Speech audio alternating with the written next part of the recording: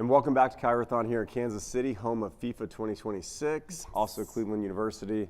If you're just tuning in with us today, we are having an amazing program of education on how to improve your life. If you missed any of them, you can go to f4cp.org/Chirothon. You can watch, you can donate, but I want to let you know where we're at our goal right now. We're at 27,256. That means we're less than 3,000 away from our goal of 30,000. So in this next vignette, let's see if we can get together, make this happen, but I'm going to pass it to Sherry to talk about one of our sponsors. Absolutely. Now, this wouldn't be possible without our generous sponsors, and we're making progress. It's Sunday morning. Please stay with us. We can't thank you enough for being with us this whole weekend. This next vignette is sponsored by Foot Levelers. It is the world's leading provider of handcrafted, custom, flexible orthotics, and it's been committed to advancing health and wellness since 1952. Now, their custom orthotics are uniquely designed to support 3 arches of the foot, offering whole being support. Now, for more information, you want to get a custom made orthotic in your shoe, you can go to footlevelers.com and connect with them on social as well. The way you move is unique. Shouldn't your orthotic be? Over-the-counter insoles provide ineffective support. The foot will continue to get flatter with age and routine activities like walking, potentially leading to pain in the knees, hips, and back, even if there's no foot pain. Foot Levelers custom orthotics are designed to address your unique biomechanics and restore natural, healthy function of all 3 arches of the foot, stabilizing the entire body. To learn more about custom 3-arch support, visit Foot Levelers online today at footlevelers.com. All right, our next guest is about to join us virtually, so let's jump right in on Sunday morning and say hello to Dr. Michelle Simon. Welcome back, everybody. Absolutely delighted to have you at ChiroThon 2026. Look at the guests we've already had. I mean, it is racked up with wisdom, enlightenment, and excitement. And this is not going to disappoint because this is one of my good friends. And, as I introduce her, I just want you to know that we were kind of the cool kids talking about collaboration before collaboration was even cool. So I want to introduce to you one of my favorite people, just an absolute pleasure to have. It's Dr. Michelle Simon. She serves as the president and CEO of the Institute for Natural Medicine. Now, that is a nonprofit dedicated to bringing whole person health mainstream. Now, her organization focuses on consumer and practitioner education about natural medicine improving healthcare quality and delivery through the practitioners that are skilled in whole person approaches. She is a distinguished naturopathic physician with a PhD in biomedical engineering from the University of South Carolina at Chapel Hill. Dr. Simon received the Physician of the Year award from the American Association of Naturopathic Physicians in 2019. Dr. Simon contributes her expertise through key leadership positions. Now, throughout her career, Dr. Simon has consistently contributed to research endeavors, and currently she is participating in a groundbreaking pilot grant from the RAND Research Center, analyzing outcome data from the whole person primary care health clinics. And that is why I absolutely love bringing her on to ChiroThon 2026, because you're going to learn a lot about the natural medicine and what she's up to. So welcome to ChiroThon 2026. Hi, Sherry. So an honor to be here. I know you and I have known each other for a very long time, so it's fun to be able to do this together. Well, natural leaders tend to come right together, and I love the word natural leaders, and that's where we are, Michelle. We're natural leaders, and we can really look at what we're doing and how we're doing it. So I want to kick it off with, for those that are not familiar with the Institute of Natural Medicine, what is your mission, and can you share a little bit more about what drives you?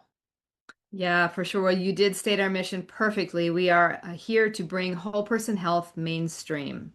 So we recognize that there are many approaches to healing, many paths to healing, and our complementary integrative health sector has all of those, I would say. So chiropractic doctors, naturopathic doctors, nutritionists, functional medicine, integrative medicine, we all have a role to play in centering the patient and helping them achieve their best health. So promoting their health, working on prevention, low cost interventions first, using those lower intervention strategies like food as medicine and nutritional support and movement medicine, all of these things. So we think that there's an important role for all of our kind of providers to play in improving the health for Americans. We have a great healthcare system, but it does focus a lot on sort of acute, reactive, and maintenance of disease conditions. And we would like to see more focus on cure and health promotion. So I think that's what we're about.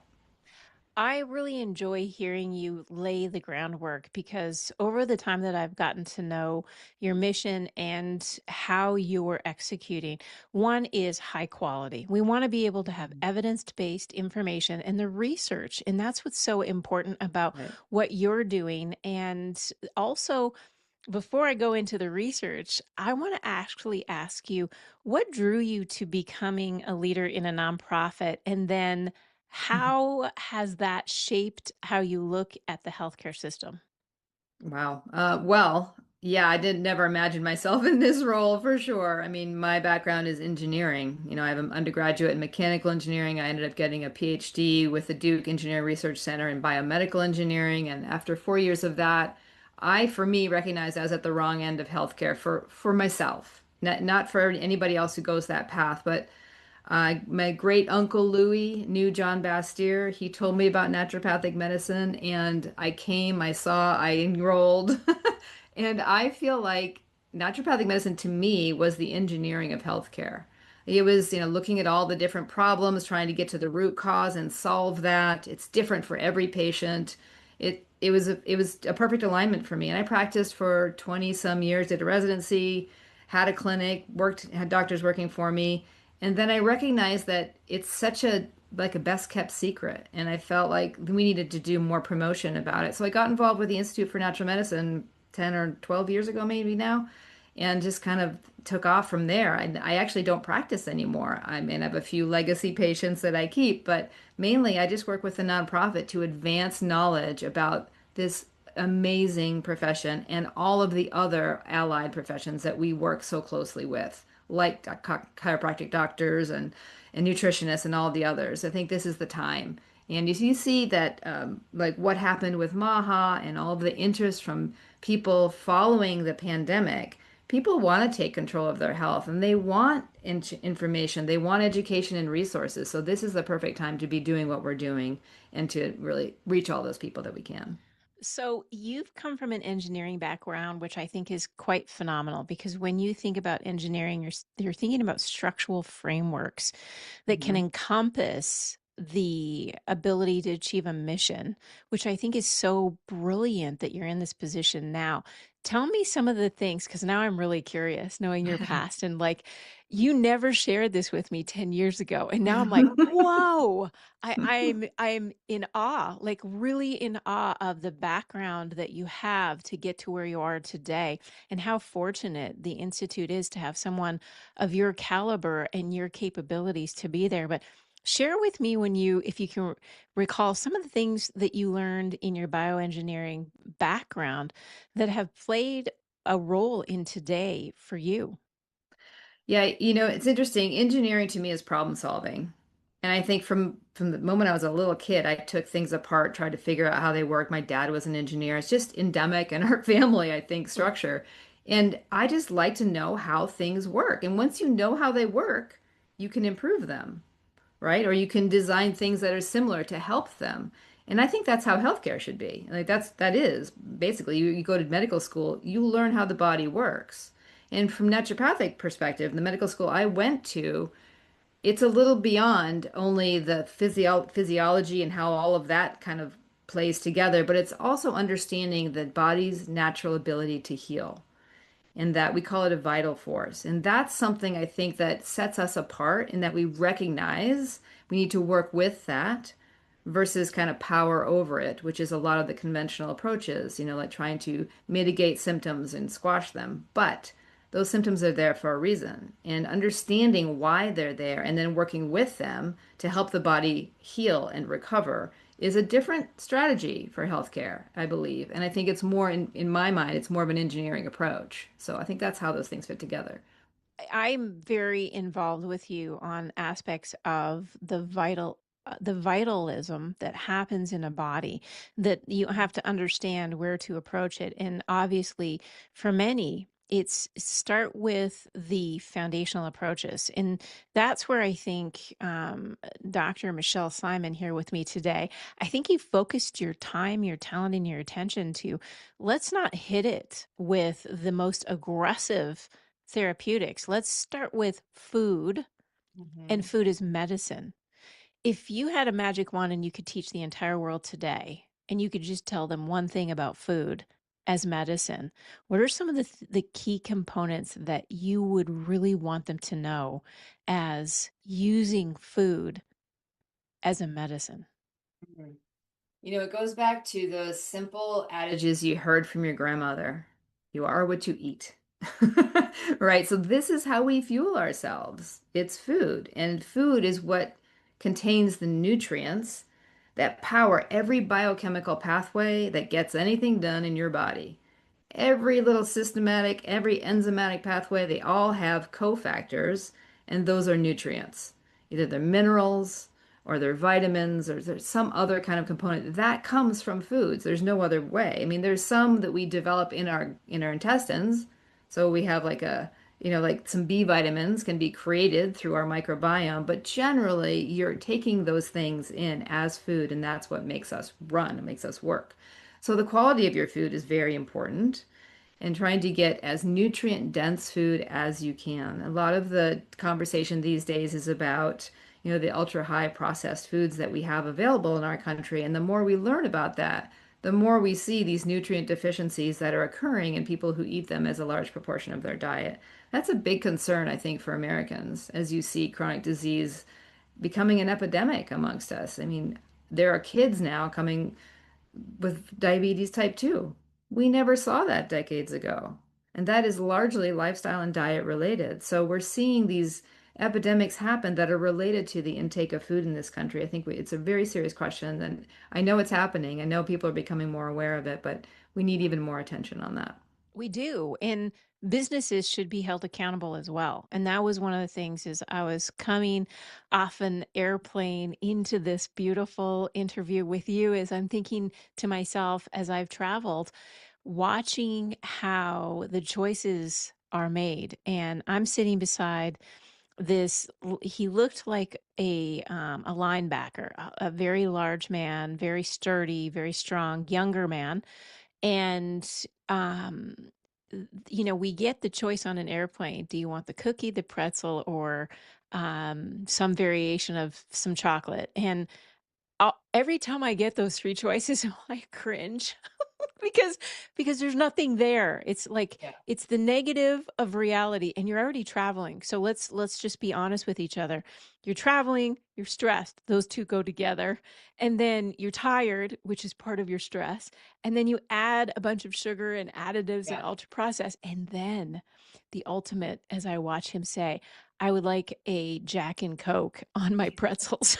Like, well, there you have it. Now we ask ourselves why we get into these predicaments of reacting to the functional biome that's screaming at us from, the best our body can do, which is sometimes bloating, sometimes just slowing you down to say, sorry, that fuel doesn't work. Like, when was the last time you put diesel into your Ferrari? It doesn't work like that. It just doesn't. So I love, Michelle, that you focus on the mission, which is starting at the very bottom, the layers of the triangle. And you said something really beautifully too, is we're starting to recognize it's coming out. And what have you realized as the last couple of years in how the triangle has been set to us in the past? Many of us grew up with that functional triangle.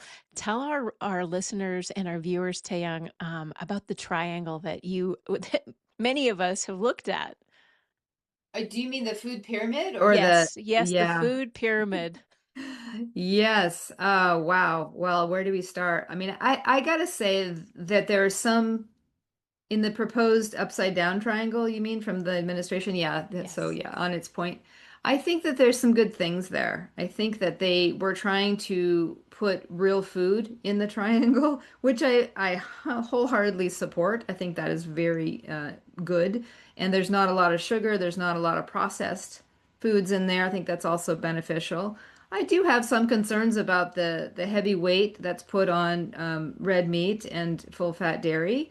I think for many people that probably is not beneficial for their cholesterol levels, and I have concerns about that. But in general, they gave it a good try, let's say. I think this is one of the things, just having these conversations like you and I 10 years ago, we were like at a loss. Like, how do we scream it from the rooftop that what you're putting in your mouth is literally how are you going to function? So if you're Yeah. putting in cloggy, unfortunate, throw in some M&Ms into the lifestyle of the not so rich or famous, and Yeah. you've become now an M&M walking around. And if you watch the commercials, M&Ms don't usually do well. So now let's go back for a second and really have a perspective, because you are all about that true whole person care. Tell us how that looks in today's healthcare, in the landscape that we're in, and then share a little bit about perhaps where you still think we have a lot of work to do. Yeah, I mean, we have some different challenges these days with regard to whole person health. And a lot of it, I think, relates to this proliferation of some misinformation that we see on social media and online sources and influencers and health claims and all of this. It's hard for consumers to really effectively distinguish between effective therapies and what might be just a marketing claim, right? So I think that's one of our challenges is getting effective, evidence-based, true information out to the public and having them know where to rely. And I think our website is one, naturemed.org, where we have evidence-based information that is about natural medicine approaches. But knowing where to go, I think, is a challenge. And then there's also some evidence gaps, that we recognize. There hasn't been as much funding available from the government or otherwise to look at these whole person health approaches. And that's something that we really call for is more funding to understand these evidence-based approaches and to really expand the evidence base for them so we can gain broader acceptance. And I S- do think that, oh, go ahead. No, please go ahead. I was going to say some of the opportunities we have is people want this. People want this. I would say like my last couple years of practice, I started seeing patients come in their 20s Wow. asking for information on how to live healthy. They didn't have problems. And that was a very different it was a change from what I had before, which was people would come in their 40s, 50s, and 60s. They've got a lot of health complaints. They want to know a new solution. But a shift happened where younger people are coming in wanting health promotion and they are not interested in pharmaceutical approaches. They aren't even interested in like supplements. They want to know from their diet and their lifestyle what can they do to maintain their health and to be healthier as they age. So that shift, I think, tied on top of recognizing the chronic health epidemic and the high cost of healthcare, is really powering what we're seeing now. I think there's a transformation coming in healthcare. I really do believe so. And I'm so with that's what you. we're trying to facilitate. Yeah. I absolutely believe we're now at a place where we can look at our health and say we want to be proactive and not reactive. And Right. we want to be able to share some of the minimally invasive ways to change our lives. And those the micro habit biostacking moments where instead of us sitting for a full hour, we're getting up and we're doing something, these little teeny baby steps that make us better today, rather Yeah. than waiting until something happens and now your low back hurts because you've been sitting for long periods of time. Now you're getting up and you're moving around, Yeah. and it's not that much to ask. And that's why I think with the natural food approach is such a important reality. What you're putting in your mouth, it starts there, and then we start to recognize what's next. Tell us a little bit about, I've had many questions as I have formulated through the Adjusted Reality book on nutrition. And because you've treated patients for many decades, you saw kind of a theme going through that happened. Share with us a little bit about some of the things you think of in the past that this audience might be able to really gain wisdom from, anywhere from foods that have been underrepresented to even going into the biologics and what you've learned through the various changes with research coming out. Yeah, it's interesting. I think the more we look into this, the more we realize we don't fully know it all either, and that's exciting to me because I think that's where the cutting edge of research is really, really needed on understanding our interaction with nutrition and the world around us, not just nutrition, but everything else in the environment that we're exposed to, right? So, I mean, recovery for athletes is a big focus, I imagine, for your crowd as well. And knowing that when you've done a big physical exertion of some type, your body's entering this physiologic stress state. And nutrition is the best way to improve that, to work with that. You know, we have your glycogen stores are all depleted and your muscles are torn a little bit and damaged somewhat and muscle proteins are needed to recover and repair. So food is the way to get that as well. And knowing that clean proteins allow your body the building blocks and all those amino acids that can you can help recover from that stress that you induce during the exercise. You know, vitamins A and C and E and those other kinds of antioxidants that are going to help with the oxidative stress that you've caused through exercise as well. That's all very important. So I think those things, knowing that, and there's an awful lot of recovery products, I would say, out on the market, but we don't need the fancy stuff. You really just need high quality food, I think. I mean, some there's some great research on creatinine as well for muscle strength, and there's certain ways to do that. I would work with a qualified nutritionist or a functional medicine doctor or a whole person health practitioner that knows about those things rather than taking the information from an influencer, for example. So I think working with a qualified nutritional person to help you understand how to best avail yourself of the available nutrition is the way to go for that. Also, the interesting part is I was scrolling through Instagram. I found an influencer who looks like he's actually a doctor, and then you try to go look him up, and it's not a doctor. It doesn't even exist. So there's a lot of things out there that I think waking people up to the fact that false evidence that appears real is fear. And that fear is where we go wrong very quickly when we're trying to do something right. And that's where evidence comes in. And Michelle, you've done such a great job of really helping people understand that evidence can help us make better choices. It's also something we need to push our government to recognize. But you're also involved in a groundbreaking pilot grant from the Rand Research Center. Can you share a little bit about what that is and why this could be a big change as we start to learn about helping our consumers out there? Yeah, for sure. We're so excited about this. So, INM runs a residency network of clinics. These are primary care clinics with multi-doctor panels, and we put residents in these clinics. What we've done is we're collecting, I think we have 7 clinics, and we're looking at their EHR, so the electronic health record platforms, and we're getting all of that data and then we're going to be able to query the data to look at how effective they've been at whatever our research question is. Initially, it's hemoglobin A1C, so to see how well blood glucose management has been in those clinics. So we're able to take the entire health record for 10 years in those clinics. You can just imagine the amount of data that is. And then query that and figure out how are they handling it? What is the success of these clinics? These are naturopathic clinics primarily. They're doing whole person health approaches, and we're going to find out what the outcomes are. So this is an outcomes study, and it's a pilot to see if it can be done. And we already have 2 clinics now that we have their data. We've actually looked at it, and it can be done. We're so excited.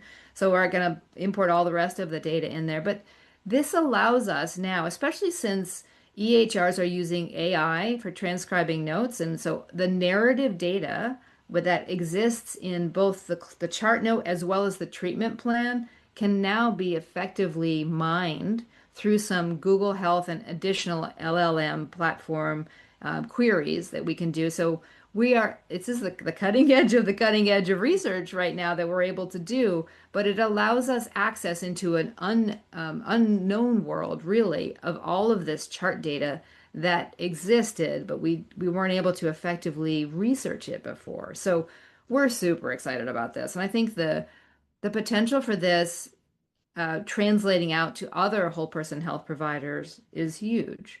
We can really now sort of capture like nutritionists, functional medicine docs, other docs that have a lot of didactic kind of part of their working with patients, that they talk a lot, they tell them things, they interact with them. These visits are longer. Now we can actually look at what is going on in those visits and why are those patients doing well if they are. We'll find out if they are, right? But then we can actually look at how effective those doctors are at getting the message across, and why those patients are able to take that message in differently than in a conventional setting where you only have, 8 to 10 minutes with a doctor, and they conventionals often just prescribe a medication and they don't really have that time to connect with the patient. And that therapeutic relationship is so important in these patients. So, yeah, so we're super excited to see that research. We should have something done in the next couple of months. And we'll be putting a poster out at the American Association of Naturopathic Physicians Conference in Madison in July, I believe. That's fantastic. It's very exciting to see people, good doctors, wanting to see the benefits of a value-based opportunity that helps those that need the help. But also, as I'm reflecting on this, so much of what we do as physicians is to try to level up the patient. Many times it's, we know you have a symptom, and sometimes they come in proactively and say, we want to enhance the outcomes for you, whether it's performance based, maybe it's, you want to start focusing on the ability for you to be more cognitively aware. Because I get a lot of patients still that come and talk about brain fog and things that are not necessarily something we'd say, well, that's a symptom.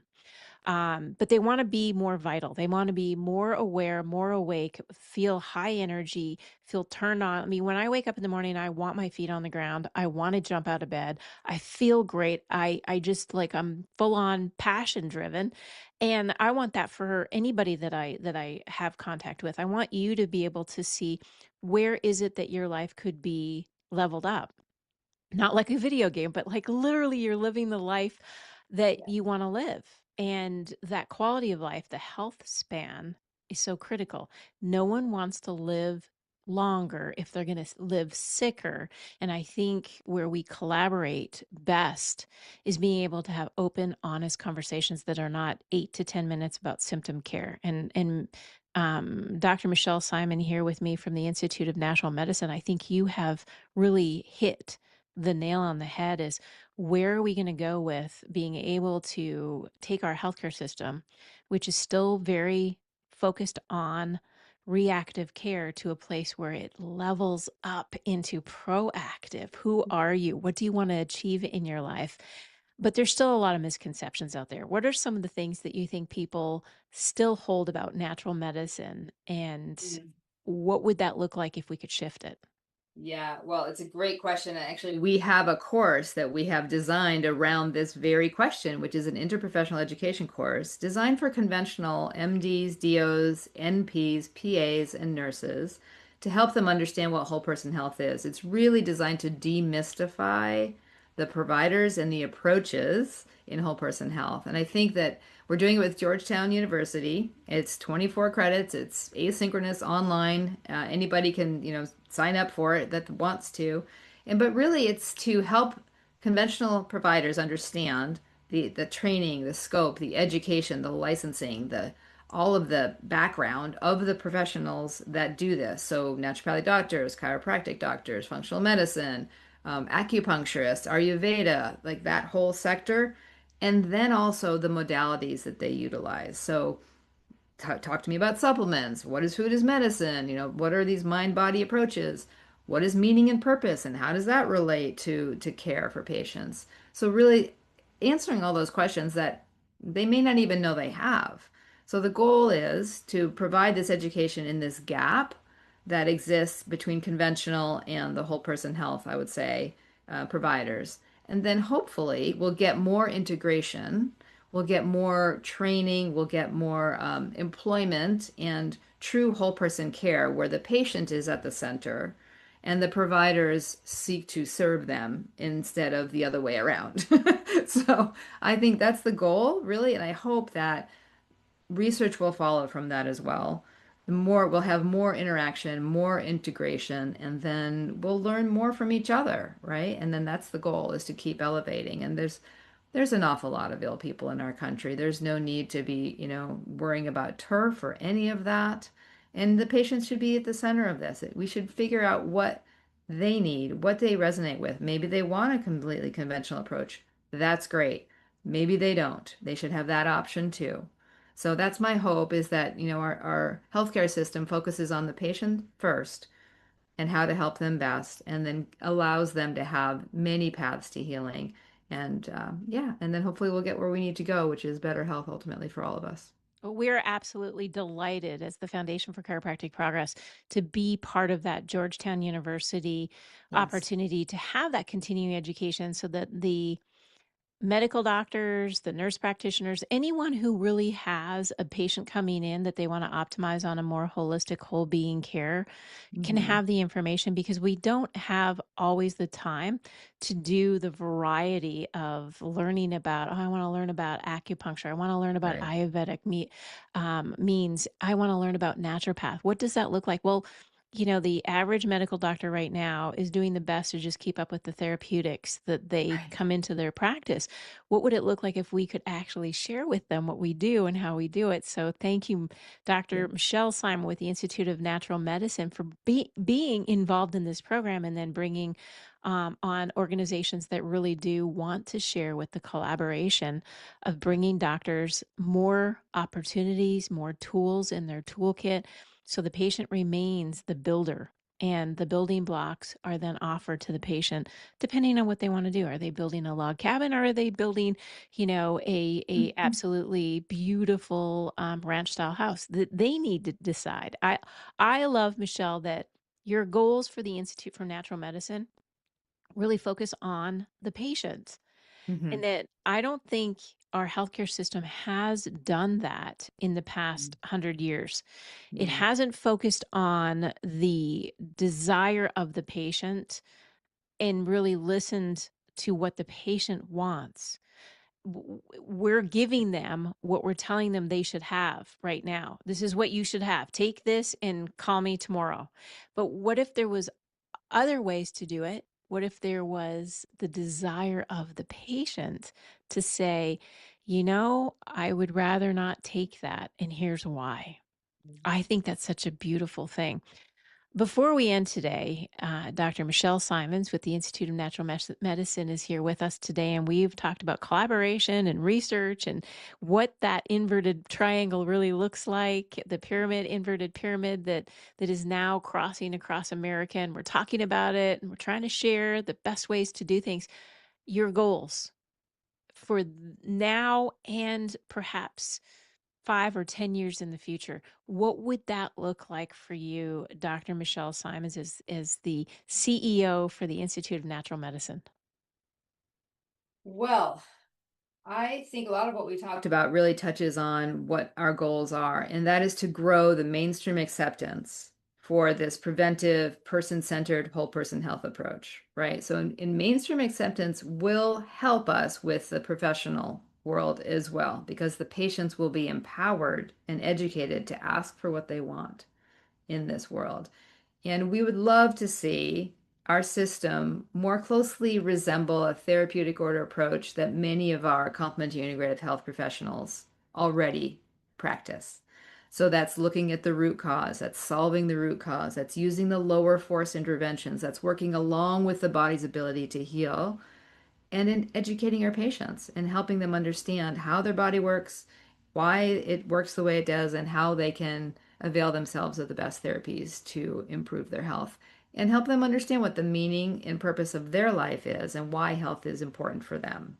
Because health is not just an outcome, right? It's a step on the path to why we're here. What is our purpose on this planet? And hopefully health is in your favor with that.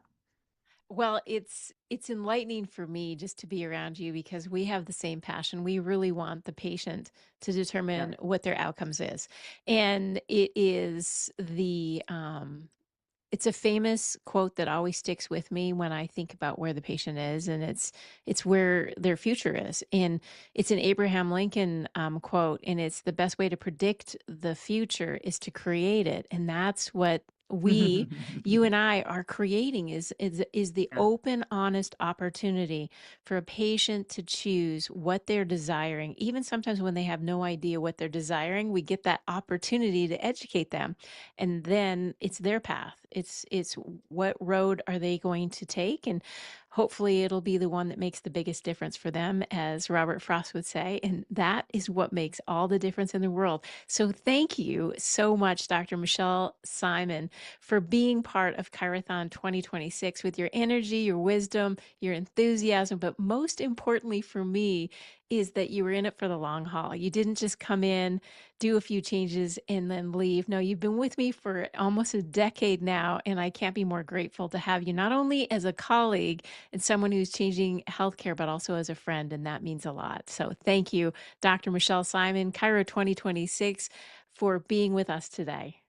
You're very welcome, Dr. McAllister. I just want to thank Dr. Simon for all of her insights. That was an amazing presentation.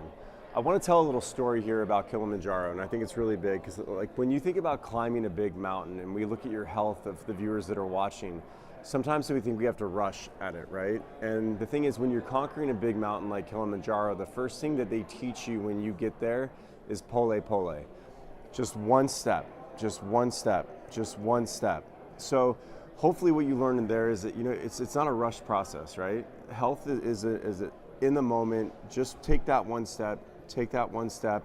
And at the end of the day, you're going to be at the top of that mountain. You're going to be healthy. You're going to be vibrant. You're going to be able to do what you need to do. So I want to thank you for tuning in.